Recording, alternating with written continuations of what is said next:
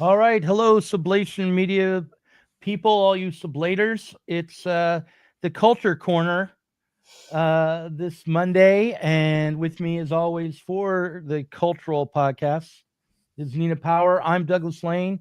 I'm the short story writer behind the collection Last Week's Apocalypse. And also the head honcho here at Sublation Media. Nina, you want to introduce yourself? Sure, my name is Nina Power. I'm a writer. I write weird poetry about birds and general collapse on my Substack, and occasionally essays reflecting on decline and other poetic things. I have written three books, but not for a while. The last one was on men and women, and how we should get along. And someone is using a drill above me. Yeah, and I write a lot of reviews. So like I guess my contribution to British cultural life would be doing a lot of book reviews for the Telegraph and the Spectator and this kind of thing. Yeah. Your biggest contribution, Nina, is appearing on this channel on the Oh Culture yes. Corner, and that's for the whole world on YouTube. Well, this Um, is true. This is true.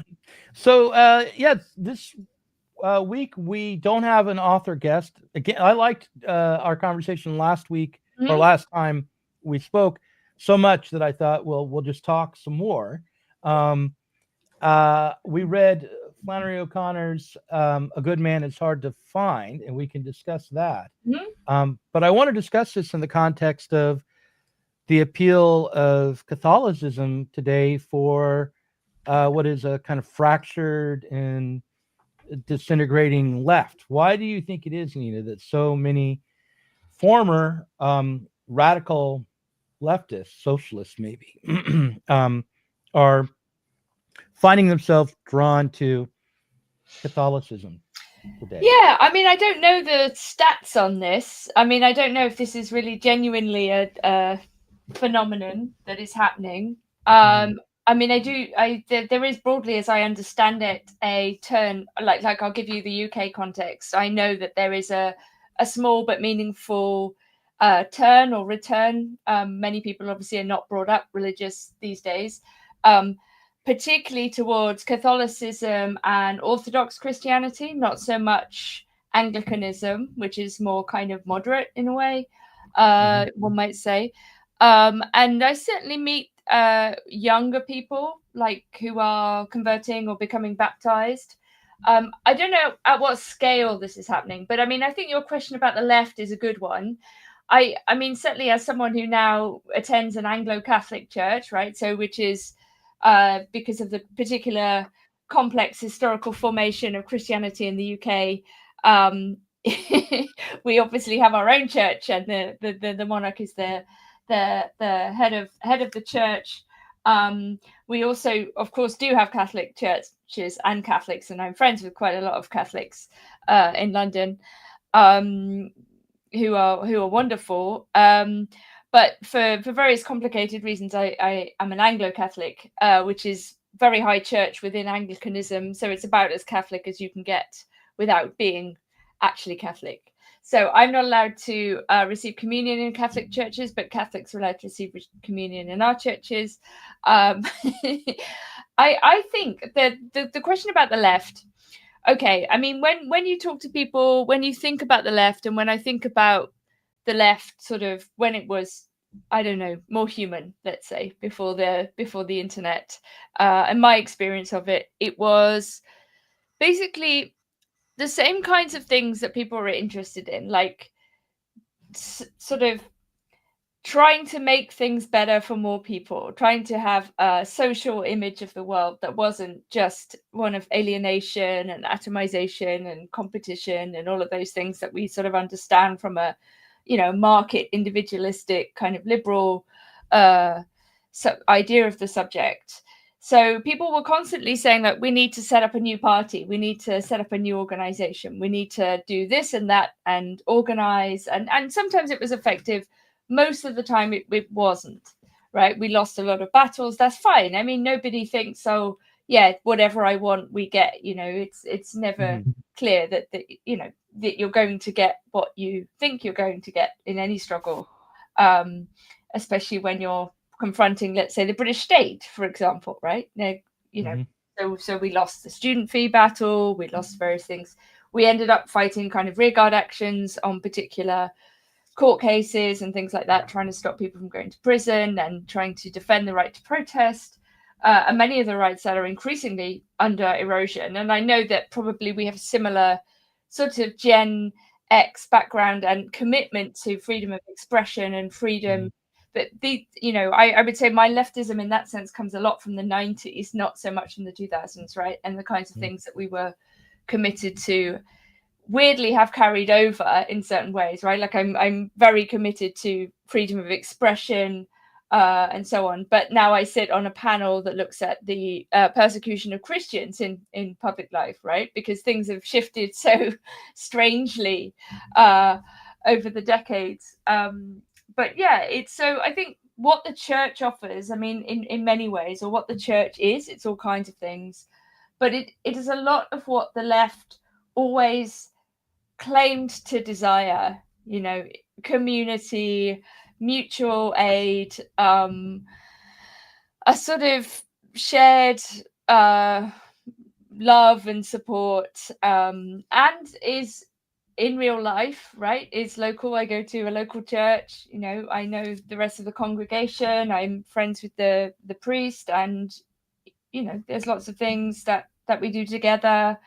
And so I don't know. So I think at the level of form, take out the question about belief and faith and commitment for a second, right? At the sheer level of social form, the church is very much, I think, like what a lot of leftists were looking for or wanted to recreate from first principles, as if we needed to create new things all the time. And the church is a very, very effective organization. It's very old. It's been there for hundreds of years. It involves millions of people,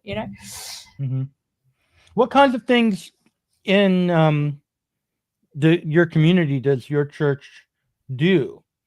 Because one of the things that I do try to hold in mind is that churches serve a function within communities. They're not only places of prayer or worship, but they also are a part of a social glue that holds people together. And I'll give one example.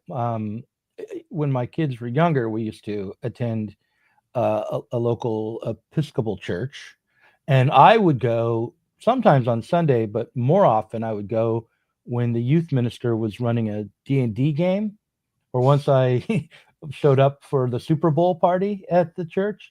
It was a way for different families to get together and have a community space, and it didn't require me to articulate any particular faith to participate.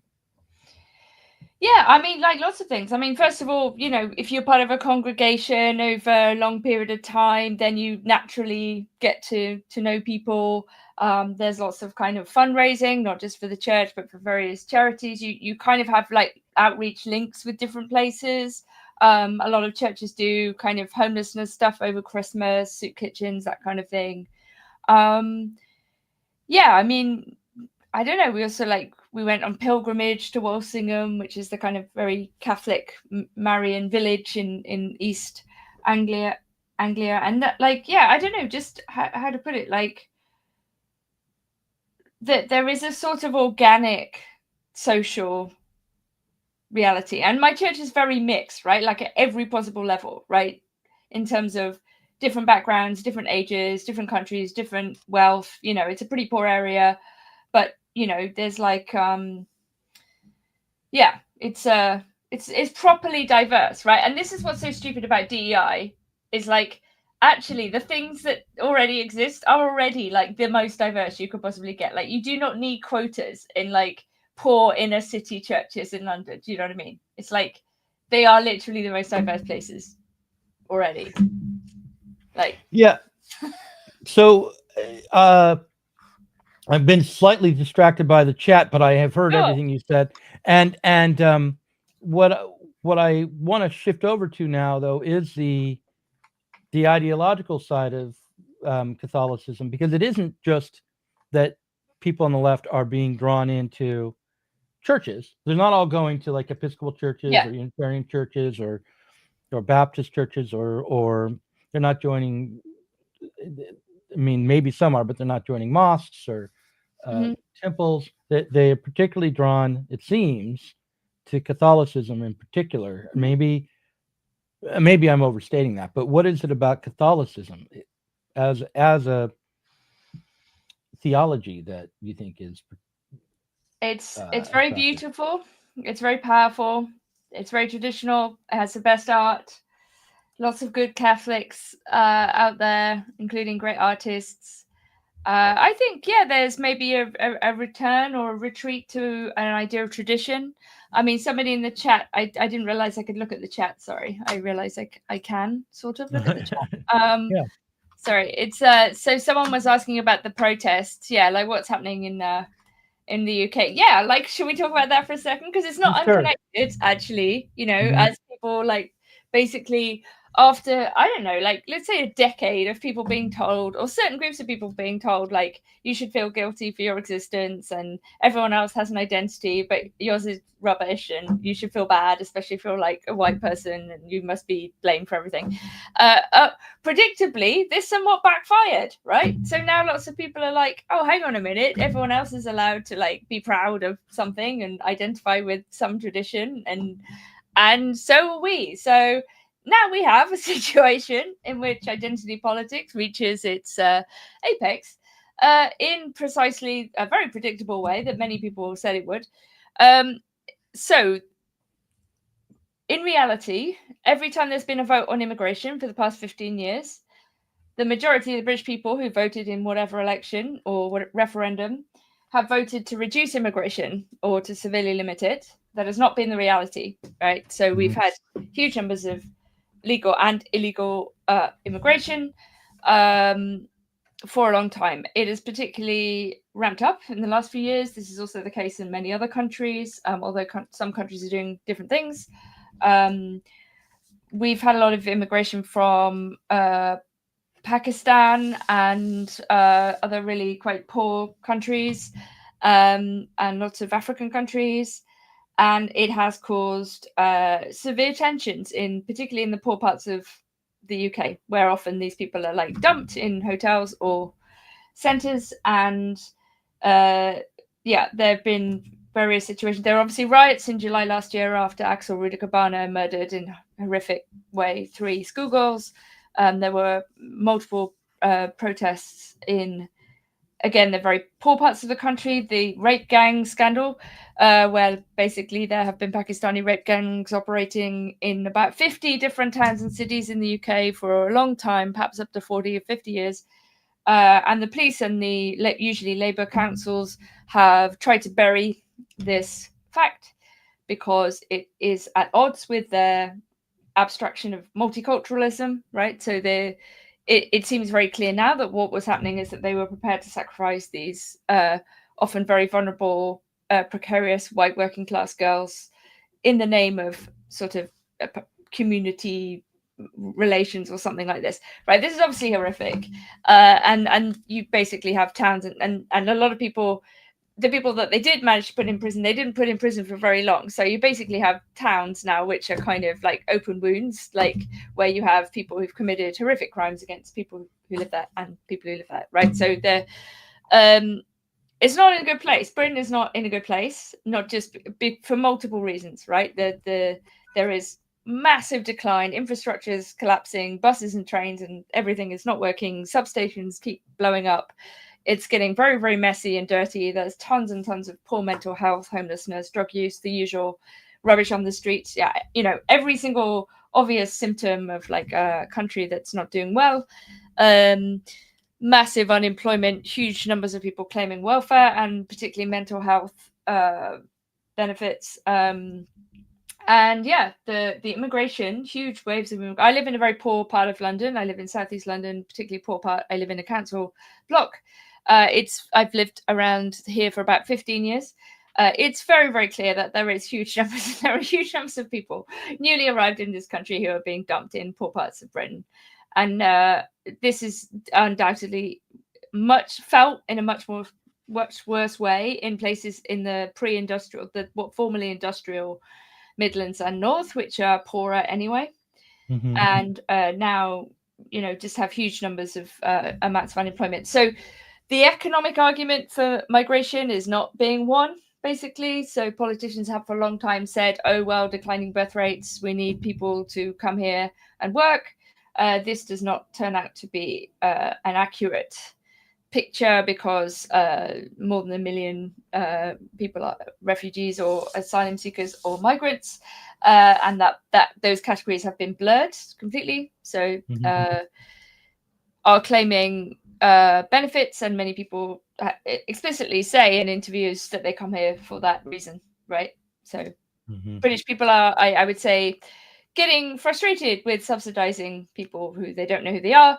Many allegations of bad behavior, criminal behavior from newly arrived people, who are being put up in hotels and various places, which is also frustrating and annoying to many people when we already have like homelessness crisis and so on. So yeah, it's a very, very bad situation.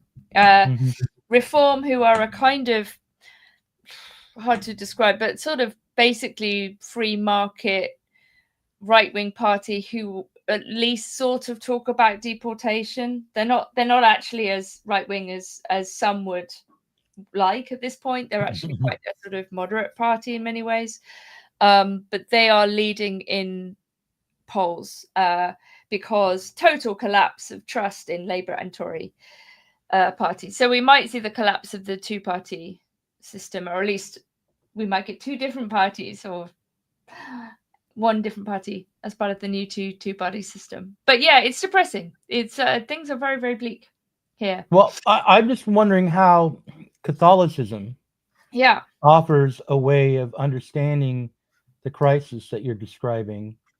And if you think that Catholicism offers a way of understanding it that aligns with a more right-wing, deportation-oriented politics, or if there is something else that a Christian or Catholic perspective could bring to this crisis.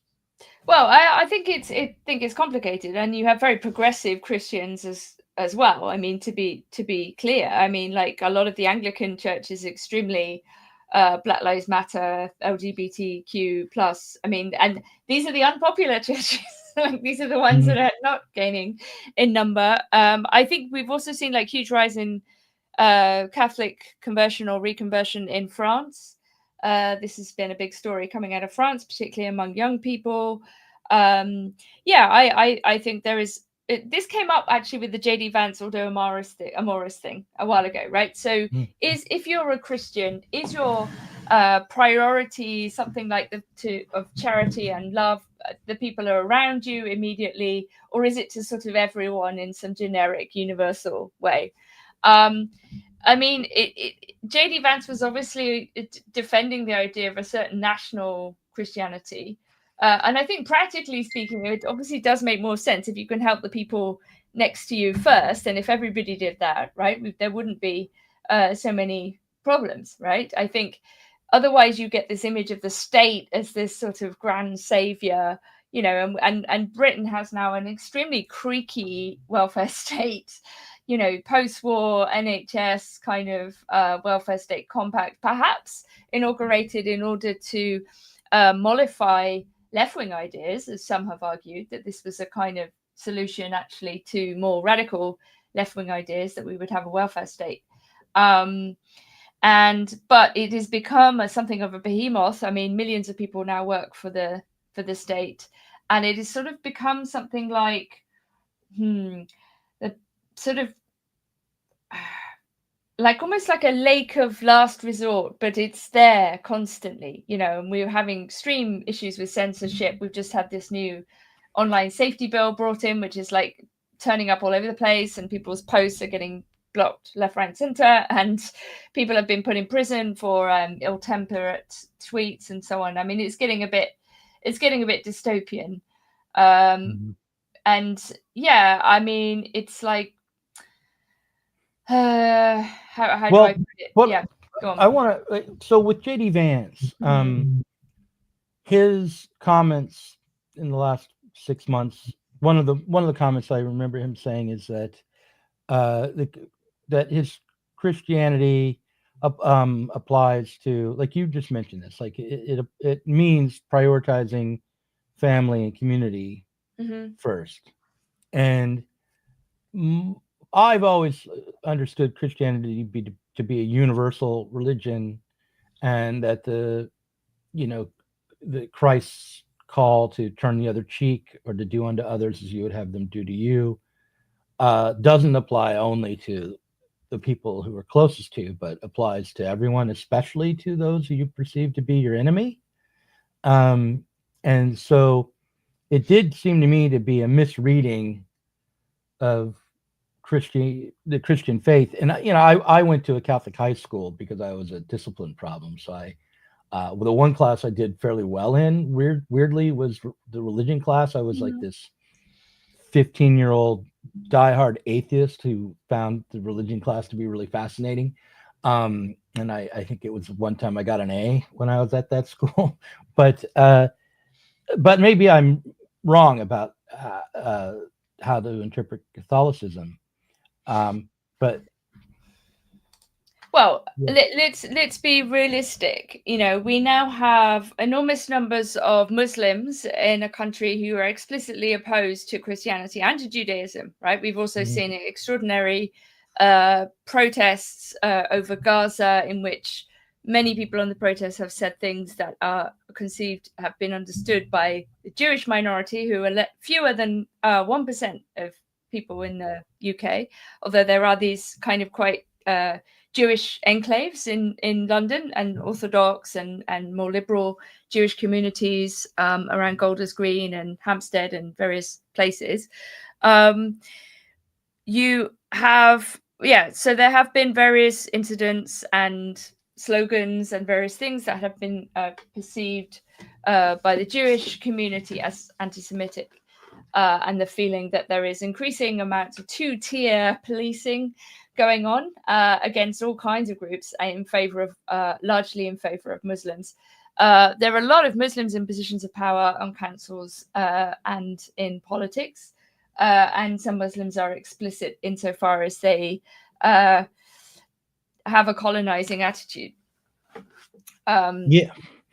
Well, so I mean, there's a political question, right? And there's a question for the secular state, or I guess it's in the UK, maybe it's not so secular.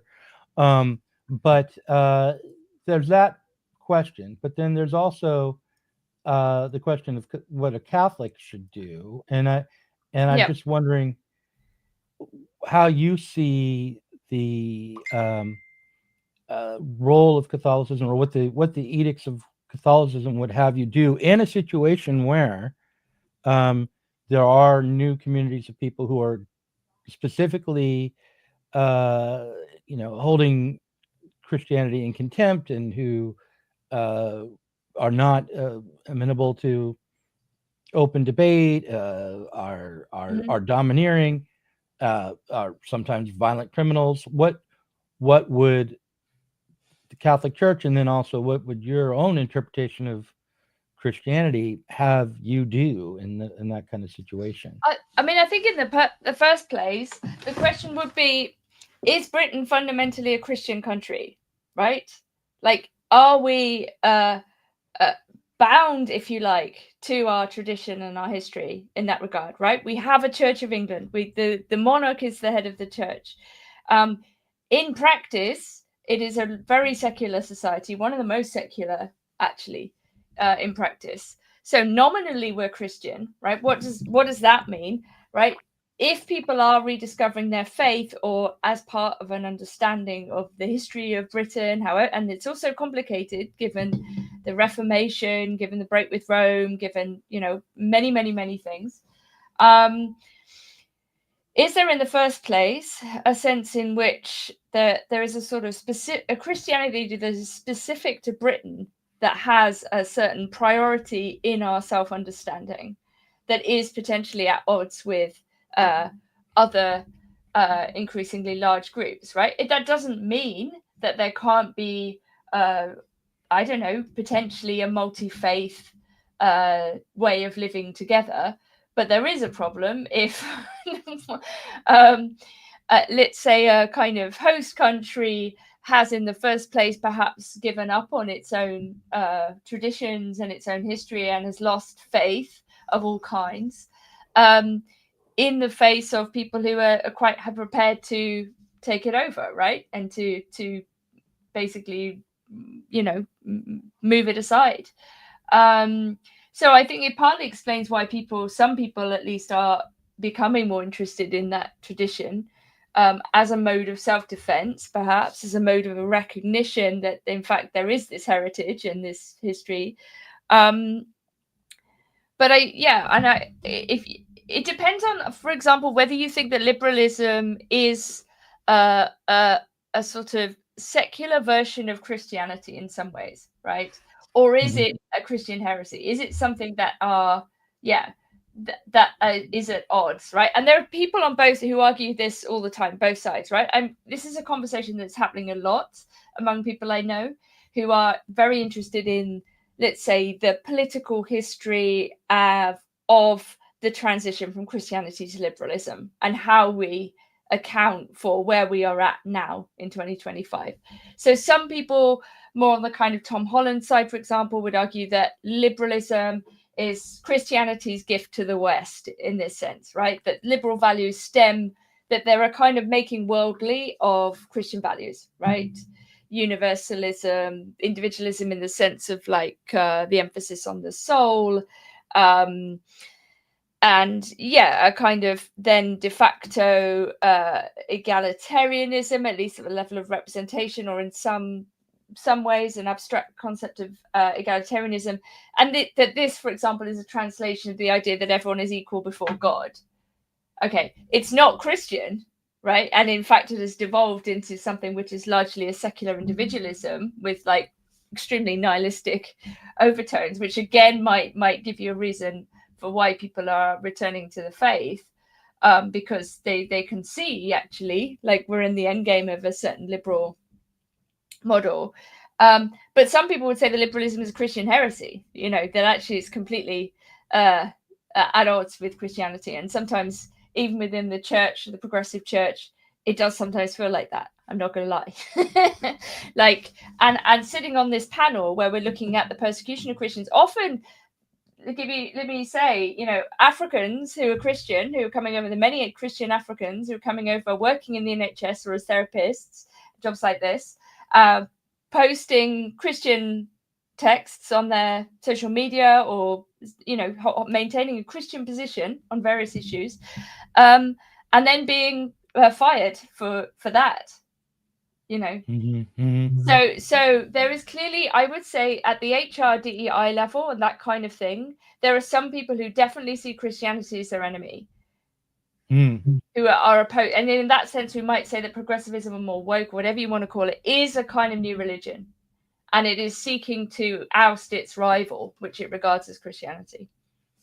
Well, listen, obviously, I commend you actually for trying to help people who are being persecuted, and Christians included. And I would say, in the United States, as an American, this talk about wondering whether or not the UK is a secular state or is it a Christian nation, I feel blessed by God that I'm an American and I don't have to wrangle with that kind of question.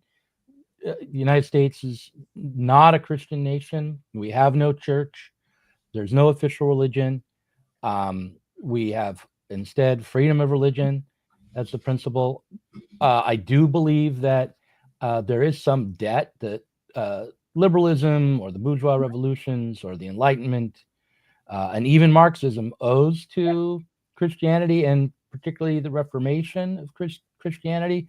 But I don't believe that makes Christian faith one that is necessarily the only faith that people should adopt. But the question for me, again, just kind of returns to how would a Christian handle strife, animosity, contempt from other within their community, from perceived outsiders or misfits. And this brings us to the other topic for today, which is "A Good Man Is Hard to Find" by Flannery O'Connor, which is has a Catholic worldview.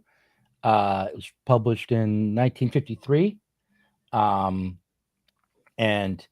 I think it's a rather complicated story. It's not a black and white morality tale exactly, despite the fact that there's a mass murder at the conclusion. The victims of the prisoners who've escaped, the victims of the misfit, are not painted as innocent exactly. I think, despite the fact, of course, we don't want to see them rounded up and shot.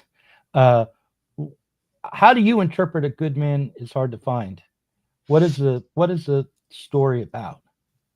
I think it's about the problem of evil, and actually the surprising way in which faith or a commitment to another world or another way of seeing things can transform even the darkest of scenarios, right? So even though the story, it's very good. I mean, it's she's an excellent short story writer. Even though the story is horrific, it's Southern Gothic, it's violent. I mean, it's a bit more like Cormac McCarthy than Flannery O'Connor. It's like Cormac O'Connor. But anyway, it's dark. It's reminds one of many creepy Americana sort of stories about people being killed in bleak and remote places. I think it's about the problem of evil, the absence of religion, and the killer at one point towards the end says, I wasn't there when Christ died. I didn't see it. I would have. There's an admission, and if you like, of a sort of deranged narcissism on the one hand, like that he must have participated in order for it to be true or for it to be meaningful, because his whole world is about him, because he's a psychotic killer. And at the same time, so a recognition, though, that there is something else beyond the sheer sadistic pleasure of killing, right? That even the killer recognizes. And then the grandmother as this figure who, in this moment, reaches out to him and says, "You're like one of my children." Like that there is something that unites us, that you're not my enemy in that sense, that we are of the same father. He kills her anyway, but the point is not that. Then the point is not at least for me, I don't read it nihilistically. I read it as this gesture of actually this momentary recognition of a sort of potential for a shared faith, right? Mm-hmm. So I think it's deeply religious. Of course, it's a deeply religious story, right? But it's not. A good portion of the story, most of the story, is not about the killing at the end or about the misfit. Most of the story is about the family, and it tells us how they ended up having this accident, and the mistakes that were made, and the hubris, the sins that were committed, that put them in a position of facing the misfit. Would you disagree with that, or am I misreading the story? No, I mean, I mean, it's in some ways a story about a mundane trip, that kind of they take a wrong turn, and it's like but they don't just take a wrong turn, they take a wrong turn due to the grandmother's manipulation. Sure. She wants to see the home that she had been in before, or this house that she remembers, so she sets up a conflict in the family so that she can get her way, quite consciously. And then at the last moment, the reason that they have an accident is she recalls that she's misremembered where this house is, and that actually is what sparks the driving, the car accident where they flip off the road and turn over the car and end up face to face with this psychotic killer, the misfit, who they've been warned about at the beginning of the story, and who the grandmother's fear of actually sets up the encounter as well. So there's a way in which not exactly complicity, but in a way in which none of like we're all born sinners, right? The Catholic faith is not that the Christians are good people and then there are the bad people, but rather we're all born sinners and we have to navigate our way, and our faith is a way to help us navigate, right? Yeah. So, Yeah, absolutely. I mean, like there's of course, like we're all sinners, we're all broken, we will all make mistakes, usually the same mistakes over and over and over again. And I think there are these sorts of what you were saying before, just to go back to this, like obligation, potentially, or perceived obligation on the part of Christians to behave in a sort of neighborly, universal way and turn the other cheek and love thy enemy and so on.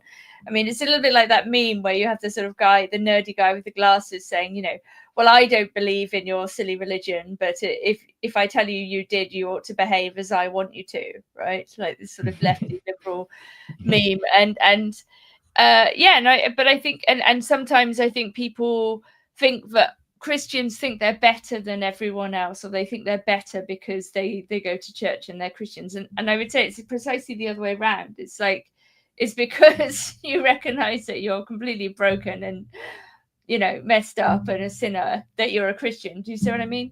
It doesn't make you a good person. So I think it's of course one tries to emulate Christ. Of course, one confesses. Of course, one prays for forgiveness, but not only, also for other people, for peace, for all kinds of things, and there's a lot about it that's particularly mysterious, and I think especially if you convert later in life, is this one of the things I like about it the most, is the fact that it's not like a degree. It's not like everything else I've ever done in my life, which is like, oh, I can try and learn as much about it as I possibly can. Of course, I can have that attitude to Christianity, but it's not first and foremost an intellectual project, right? In the same way that everything else I've ever done really is, to be honest. Where I've always tried to sort of learn the law or learn, read every book about X or Y. And there's nothing wrong with that. But I'm just saying faith for me does not operate intellectually first and foremost, right? And so the mysterious aspect of faith and of Christianity itself is part of the attraction, if you like, that it is not immediately amenable to a rationalist intellectual account. And I think so the Flannery O'Connor story, I think, is precisely tapping into the mystery and indeed the sort of impermeable quality of evil, and the relationship between a certain kind of sinfulness, whatever it is, the fact that we are, none of us are without sin. We might manipulate, we might lie about something, we might kind of seek to impose our will on other people or the universe, or whatever. I mean, millions of things. We're constantly doing things that we sort of know are not great. And it's interesting how we know that, right? How do we? Is it just pure social, internalized social norms? We might say, well, not only. Maybe maybe there are clearly better and worse ways of acting in the world, and we know it, right? So the question would be for me, does the killer in a way at least recognize the possibility of behaving otherwise, even though he doesn't? And I think that the story says that he does, right? That there is always the possibility of redemption, potentially, right? And the recognition that one can live a different life. Let's read a little bit of this aloud. Let's see if I can handle this. So I'll start here. I never was a bad boy that I remember of, the misfit said in an almost dreamy voice. But somewhere along the line, I'd done something wrong and got sent to the penitentiary. I was buried alive. And he looked up and held her attention to him by a steady stare. That's when you should have started to pray, she said. What did you do to get sent to the penitentiary that first time? Turn to the right. It was a wall, the misfit said, looking up again at the cloudless sky. Turn to the left. It was a wall. Look up. It was a ceiling. Look down. It was a floor. I forget what I'd done, lady. I sat there, trying to remember what it was I'd done, and I ain't recalled it to this day. Once in a while, I would think it was coming to me, but it never come. Maybe they put you in by mistake, the old lady said vaguely. No, he said. It wasn't no mistake. They had the papers on me. You must have stolen something, she said. The misfit sneered slightly. Nobody had nothing I wanted, he said. It was a head doctor at the penitentiary said what I had done was kill my daddy, but I known that for a lie. My daddy died in 1919 of the epidemic flu, and I had never had a thing to do with it. He was buried in the Mount Hopewell Baptist churchyard, and you can go there and see for yourself. If you would pray, the old lady said, Jesus would help you. That's right, the misfit said. Well, then why don't you pray? She asked, trembling with delight suddenly. I don't want no help, he said. I'm doing all right by myself. Mm-hmm. So that what comes after that is the end for her. But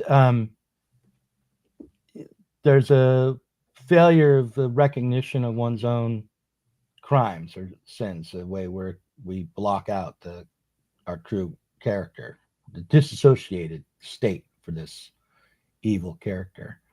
But do you think that's actually that's original sin right there? The way we can't see ourselves? Well, I mean, original sin in the sense of that we're all kind of fallen, like, I mean, post-lapsarian, like this is, but I think sinfulness is, yeah, I mean, I think not taking responsibility for the things one does, blaming other people. I mean, are classic kind of things that like antisocial, psychopathic people do, but we all do to some degree. Like it's to actually take responsibility meaningfully for every single one of our actions, including ones that go wrong or upset people, is actually very difficult, right? It's extremely difficult. I mean, you might say this is like why many people are afraid of commitment now, or like there's a seemingly huge problems with people getting together and staying together, right? Because it's just much easier to kind of ghost somebody and give up on any form of commitment, right? If there's no other sort of reason to be with somebody, right? And obviously marriage in the Christian sense as a holy sacrament elevates the relationship, right? And actually potentially makes it harder for you to simply, either of you to simply walk away and say, oh, I'm bored, I've had enough, or whatever, right? Because you're committed to something beyond your immediate whatever entertainment. And so something like a kind of sustained, faith is hard. Faith of any kind is difficult. Commitment of any kind is difficult.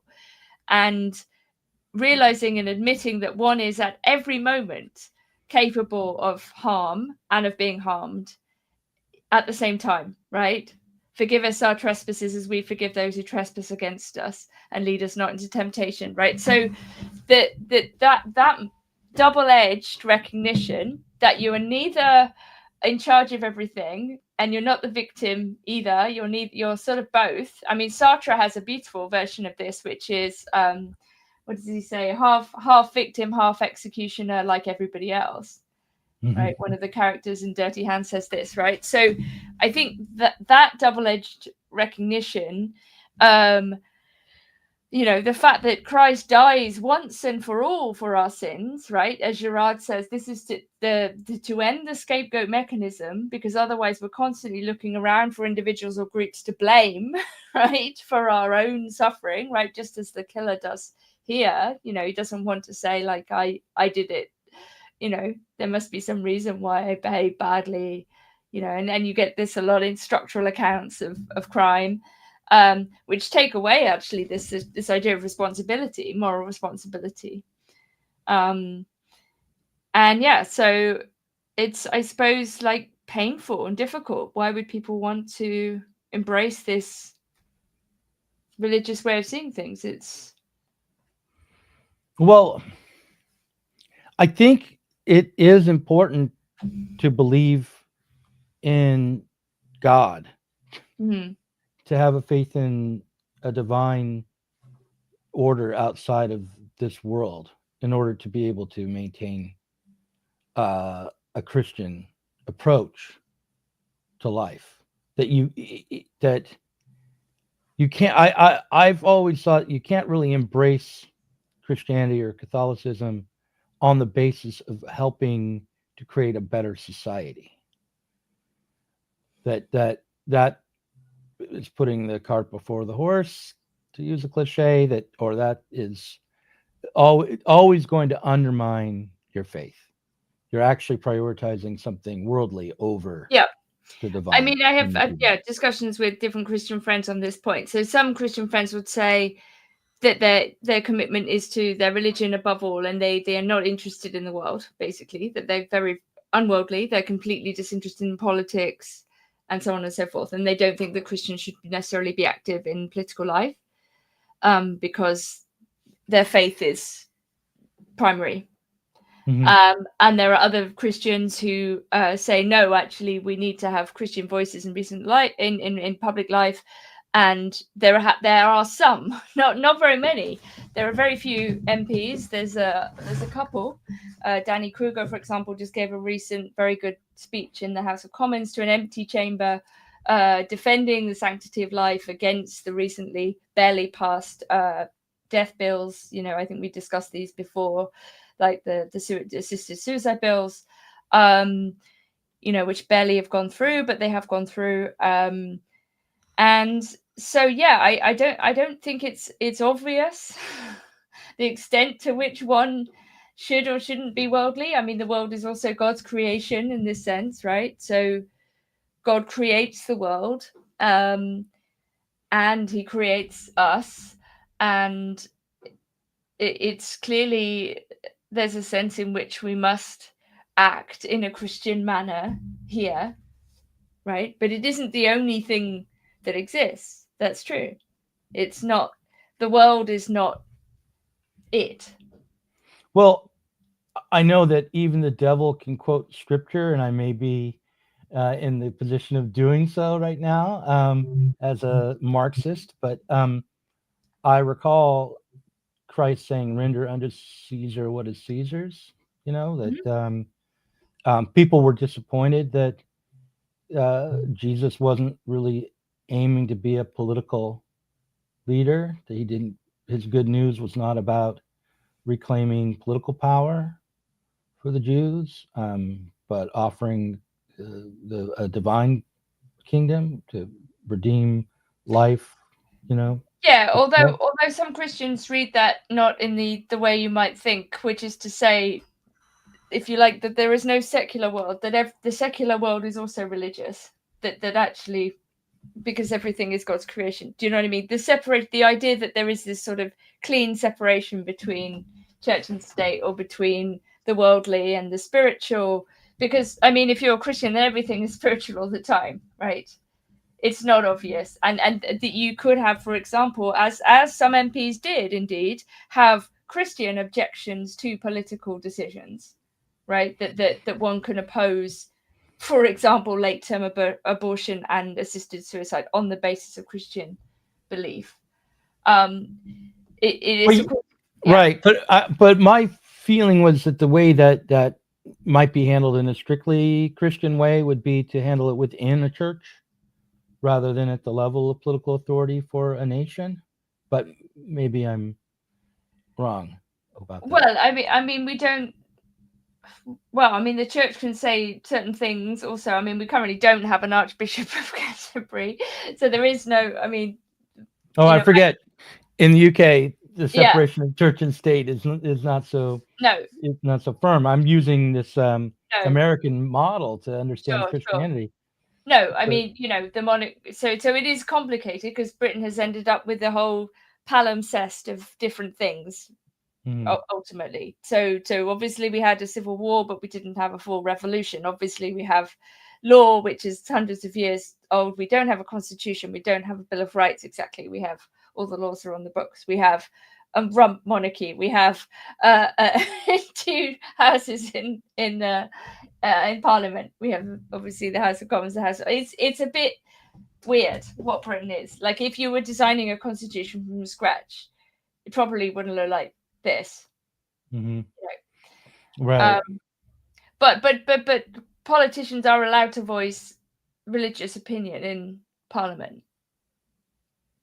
Well, I mean, well, let me ask you about faith here. Yeah. And as you said, your faith is not primarily an intellectual pursuit, and I guess I'm ideologically a rationalist or something, because when I hear that, I worry about if I were to become a man of faith, how would I take on opinions without confusing my own judgment with the will of the Lord or the doctrine of Christianity, without engaging reason and rationality on the basis of faith alone.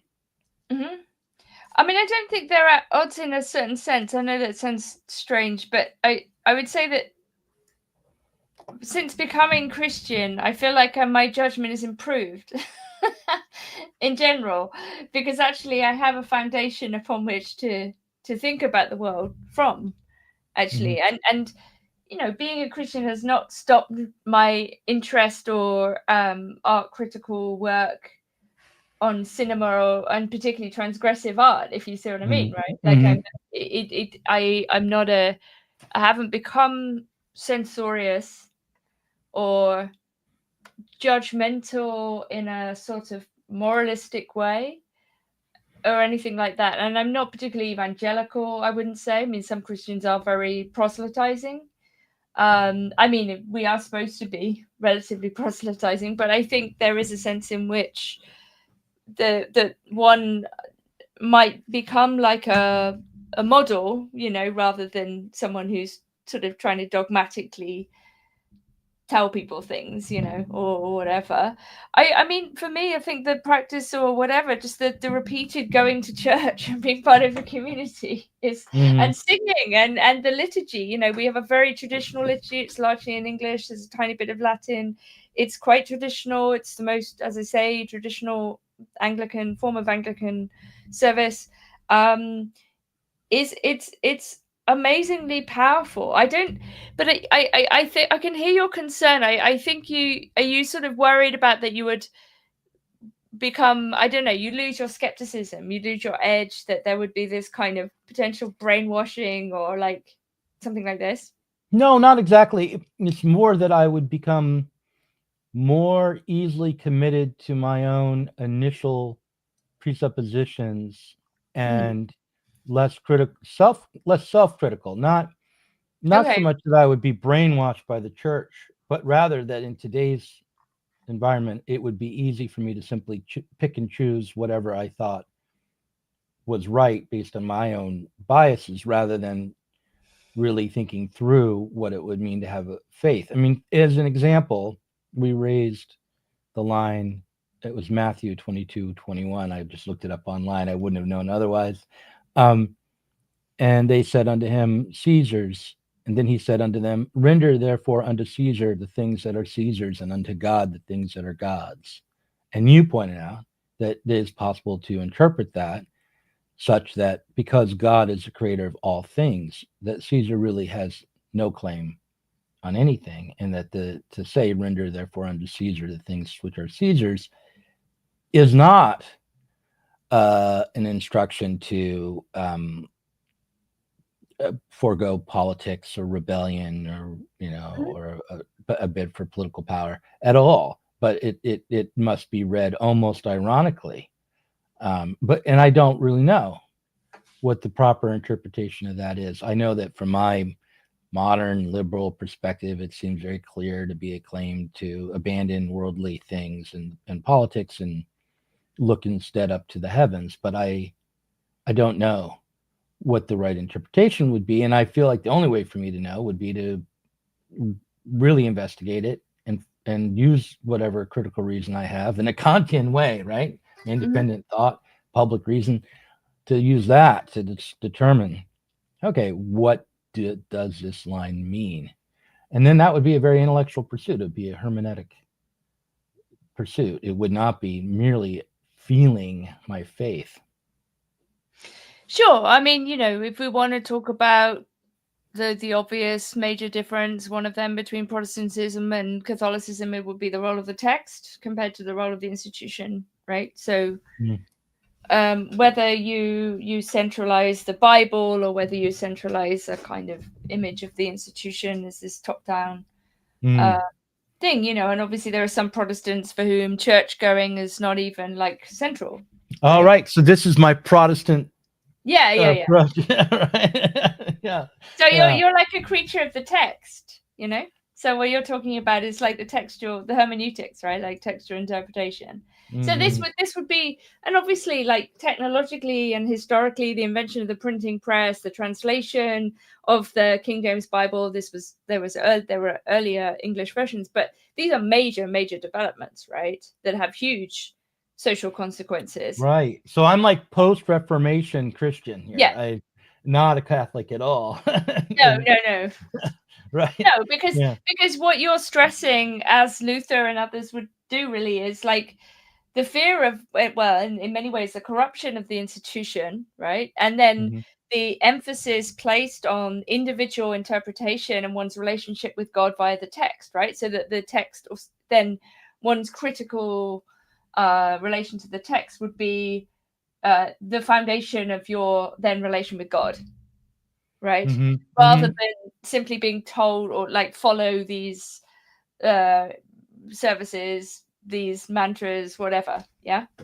So right. Yeah, so you're sort of constitutively Protestant in that sense. Right. I think that's true. I was raised as a Protestant in various ways, and from I went to a Christian church that was like non-denominational, so that's Protestant. And then after a while, I was part of the Unitarian Church, which is like this sort of a very extremely liberal Protestant church. The when I was in Sunday school as a teenager, or the youth group, we were given a textbook which was entitled "The Challenge of a Liberal Faith." So, I am definitely, if I am Christian, that is the kind of Christian I am. So that, like, there it is again. How do you even decide how to relate to the institutions as a Christian, whether or not to choose Catholicism or some sort of wishy-washy Unitarian faith, Sure. And then that leads us. I mean, just go back to a good man is hard to find. You will interpret a good man is hard to find differently depending on how you choose to be religious, or what the foundation of your faith is. And so I just as a typical leftist, I've problematized everything now, and just confused everything. But what are you thinking, Nina, at this point? Well, I'm thinking this is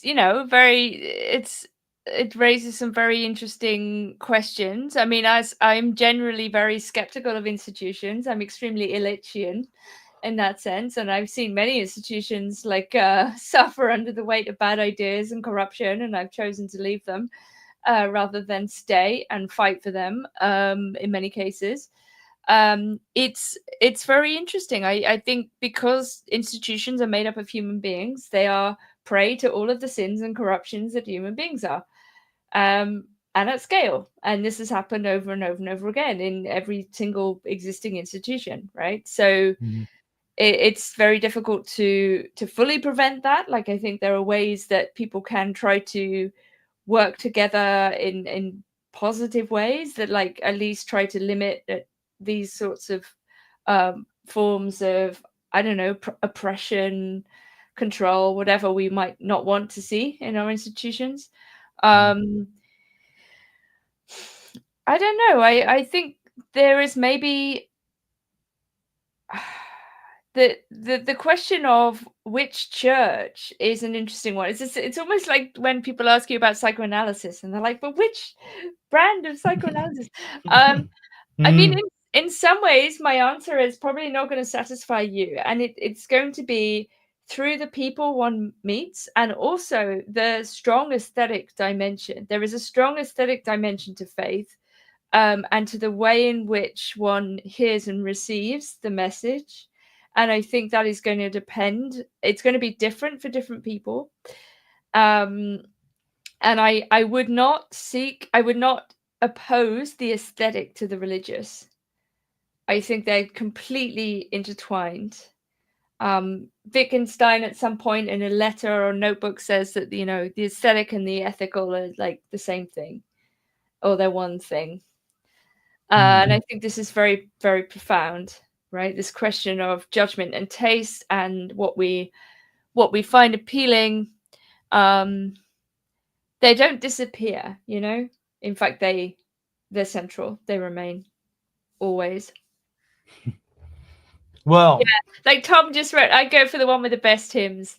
Yes, I absolutely love. So in our Anglo-Catholic Church, we sing like the most beautiful, dark, gloomy Victorian hymns, and I absolutely love them because they have just enough minor heaviness, but they're all like I don't know, beautifully written, right? I hate contemporary. There's lots of terrible evangelical contemporary hymns that sound like U2 and Mountaintops, and like they're just sort of vague, selfie, like horrible, like lift music, coma music. But Anglo-Catholic hymns, as like I was in church yesterday, and my friend of mine was getting baptized, and some Catholic friends came to our Anglo-Catholic church, and they said, "Your hymns are so much better than ours," and I was like, "Yes." well, I feel as though if I were to become religious, or if I had become religious when I was in my 20s, if I had really, because I went around in my 20s going from church to church because I wanted to figure out what I believed. And if I had actually settled down into a religious faith, I would probably be a Christian Scientist. And the reason why is because that particular church, when you walked in, it looked like the inside of a UFO, like something out of an old 50s B movie. And it was, Mariette Baker was an extremely philosophical and austere and sort of weirdly modern thinker. And that aesthetic appealed to me. But I don't know if it would be, then the problem would be if I ever, developed real refinement after that, I might have to leave the church, right? If I went beyond my late night TV aesthetic and my science fiction writer aesthetic, I would have to go somewhere else and find a whole new God. Also, for me, the most appealing church music is gospel.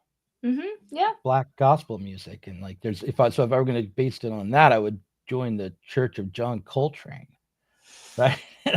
So, which exists, by the way.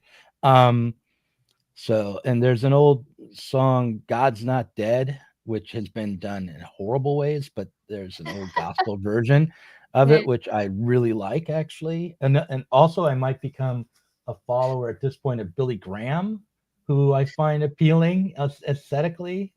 So, yeah. Who knows what I might do. But we should talk about aesthetics next time, just like, and develop this a little bit further. And like we can abandon the Catholicism. No, you don't have to abandon it. I mean, we don't have to talk about it next time. No, we can do anything. I'm totally, I'm an open booklet. Okay. If somebody says pneumatical says, Doug, you need to hear some Palestrina. That's quite right. Bach is the only good church music. Yeah, austere, but possibly ultimately true. I mean, if you had to choose, I think probably It would be. I mean, I'm a huge fan of Thomas Tallis and the polyphonic moment, which is actually was the subject of a papal bull in about 1215, because polyphony was deemed to be too seductive, too worldly, but it is immensely powerful. All right. Well, we'll have to maybe discuss church music next time then on an aesthetic basis. You thought this was like a Marxist, a post-left Marxist show, and we're just like chatting about church music. All right. Okay. I'm going to hit the outro, which is the same as the intro. Thank you very much, Nia. And everyone tune in next week when Benjamin Studebaker will be back, letting me know how I should think about today's politics.